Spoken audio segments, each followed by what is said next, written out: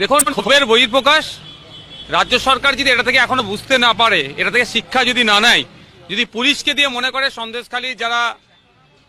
মানে বিক্ষোভ করছেন বা যারা প্রোটেস্ট করছেন তাদেরকে দমিয়ে দেবে, তাহলে মানে ভুল হবে। আমি রাজ্য সরকারের কাছে অনুরোধ করব তথা পুলিশ মন্ত্রীর কাছে অনুরোধ করব, সন্দেশখালীর ঘটনা থেকে শিক্ষা নেওয়া দরকার। রাজ্যের বিভিন্ন জায়গায় যেভাবে তৃণমূল কংগ্রেসের ছত্রছায়ায় দিকে দিকে যে ধরনের এই শাহজাহান শিবুদের মতো লোকেরা সাধারণ মানুষকে তাদের অধিকার থেকে বঞ্চিত তো আছেই, সাথে সাথে যাদের যেভাবে তাদের উপরে যে দমনপীড়ন নীতি চালাচ্ছে,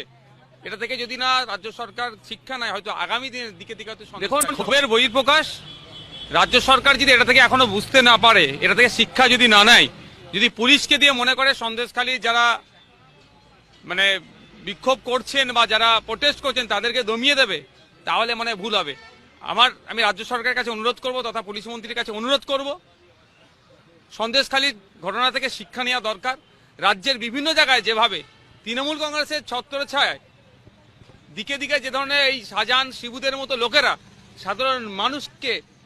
তাদের অধিকার থেকে বঞ্চিত তো আছেই, সাথে সাথে যাদের যেভাবে তাদের উপরে যে দমনপীড়ন নীতি চালাচ্ছে, এটা থেকে যদি না রাজ্য সরকার শিক্ষা নেয়, হয়তো আগামী দিনের দিকে দিকে হয়তো সন্দেশখালী হবে।